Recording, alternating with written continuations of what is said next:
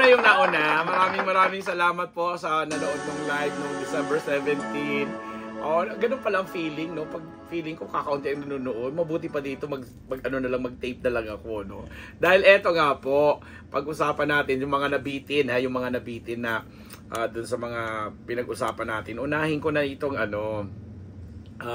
katatapos lamang na championship round ng Premier Volleyball League Women's, kung saan nag-champion nga ang Creamline Cool Smashers at ilan nga dyan sa magagaling at matitikas naman player sa pangunguna ni Alyssa Valdez. Si Alyssa, legend talaga yan eh. Alam mo, kahit hindi siya masyadong binababad ni Coach Sherwin Meneses, ibang klase ito. Pag kunwari ka pa, kung kailang nandito na kami, kanyang papasok-pasok, kanina tumatawag ako, ito pong anak ko, tamad-tamad. Pag inuutusan, kunwari tulog-tulugan, chinismis na kita dito sa vlog niyong. So anyway, going back to the championship, talagang, gusto mo mag-ano ng siopaw? Mag-init dyan. Meron tayong siopaw dyan. I-ano lang yon, diba? I-steam lang, diba? O habang nag-i-emo talaga ako. Kasi dito, pag nag-live ako, hindi ko masabi yung mga ganito. But at least dito ngayon, nagchichika ko sa inyo. So anyway, going back to the championship, sabi ko nga si Alyssa, bakit hindi mo pag hindi man siya binabad dun sa game, pero once na pinasok naman, grabe naman yung quality nung laro nung taong yon. Pero grabe din yung iba yung mga teammates niya sa pangunguna ni si Gemma, si ano yan? Sino nga yon? Si Gemma Galanza.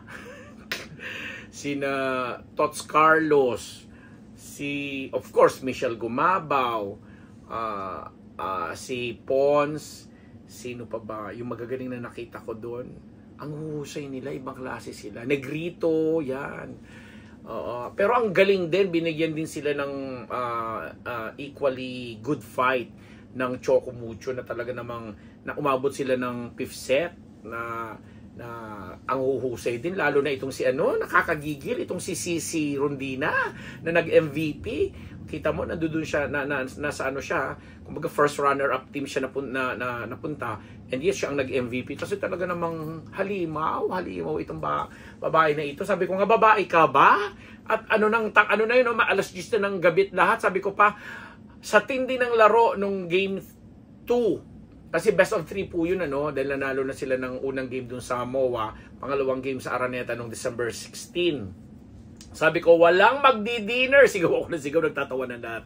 At kahilera nga namin itong ito na ako. Si Papi Willie Revillame, si Vice Ganda, tapos nagkasalubong kami dun ni na Christine Reyes at saka ni Marco Gumabaw. Nakakatuwa. Nauna kasing, hindi kami nagpang-abot ni Marco, pero kami ni Christine, sandali kami nag-hi, hello.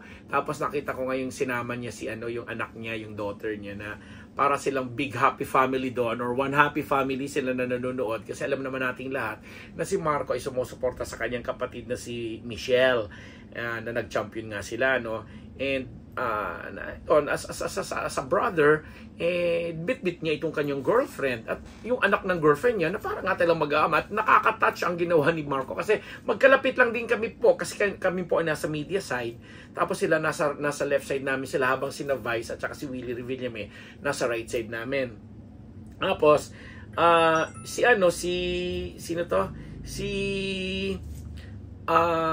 anong tawag dito, si Marco, nakita namin na instead na bumili siya nung pang-stock nila kasi sa Araneta naman may allowed naman talaga yung may nagtitinda, di ba? Ng snacks, pagkain. Pero talagang si Marco, makikita mo siya talaga yung bumili pa sa labas at bit niya yung pagkain para kay para kay dun sa anak ni Christine at saka kay Christine. Ang saya lang na panoorin. Habang si Vice Ganda naman dito sa other side, talagang wow, lumabas yung pagkapanchita niya. Fan na fan talaga siya ng basketball, being herself a volleyball player, a volleyball player na talagang ang team na talagang niya, pinupush niya at talagang chinicheer niya ay ang Creamline. And pag medyo nga ang Choco Mucho ang nananalo, talagang hindi siya nakaganon lang siya, para ang lungkot-lungkot ni Meme. And ang dami nagpa-picture sa kanya. Sumisigaw, sumitili yung mga fans dun sa Araneta, and very accommodating naman si Vice Ganda para batiin, kawayan din sila. And for the record yun yata ang pinakamalaking attendance ng volleyball or kahit anong event sa basketball man dito sa atin, kasi umaabot siya ng nearly 25,000. 25,000 ang naging audience noong nakaraang Game 2 ng Premier Volleyball League na pinanalunan nga ng Creamline over Choco Mucho, and nag-third place ang, ay baka ako magkamali, ano nga ba yung nag-third place? Signal ba? Or, ay hindi Signal. Signal ba?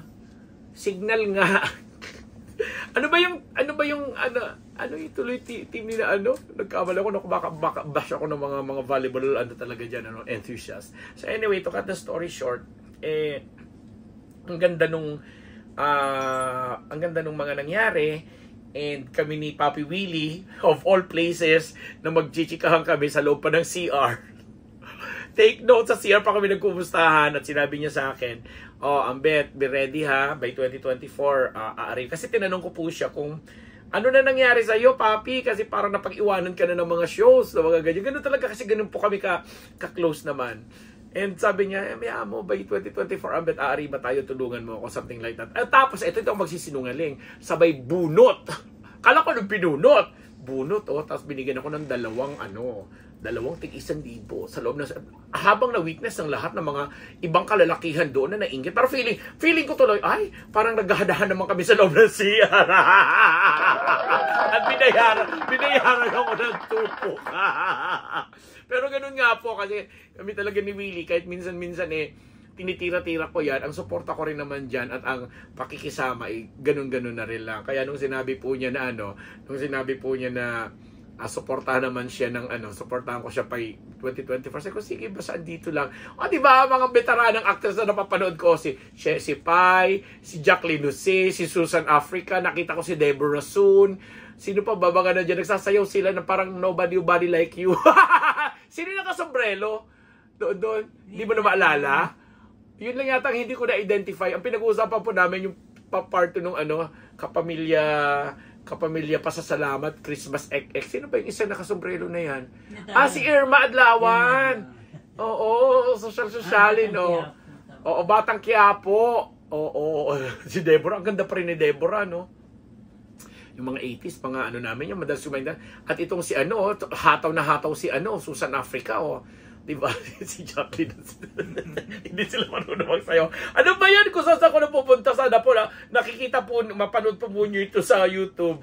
Dahil nakakatuwa po silang panoorin ang aking mga kaidaran. Mga kaidaran ko yung mga yan. Diba? Take note, kaidaran ko. Pero ako, tingnan mo lang. So anyway, yun lang. Congratulations sa mga nanalo. Congratulations sa Creamline Cold Smashers, pati na rin sa Choco Mucho. Si Rondina, kakaiba ka. Sana isang araw makapanayam din kita. At kina Eliza Valdez, Michelle, Negrito, etc. Congratulations sa inyo. And sa Premier Volleyball League, kay Sir Ricky Palu, kay kapatid na Rhea Navarro, sa Signal, sa TV5 na si Ate Shena Olaso. Maraming salamat sa inyo. Napakaganda ng coverage, napakahusay, and hopefully by next year 2024 February ay talagang pumaimbulog na ng bonggang-bongga. Hindi lang ang women's division ng Premier Volleyball League, pati na rin ng Spikers Turf. Ang mga kalalakihan na talaga namang wow! Yan naman talaga ang aking gustong panuorin, na talagang kahit araw-araw siguro kung manood ng volleyball na yun, pupuntahan ko sila. Di ba? Muli ako inyong lingkod, Papa Ambera Malambet Nabus. Nagpapasalamat po sa inyo lahat and saying, ang ganda ng shirt ko. Merry Christmas po sa ating lahat. I love you!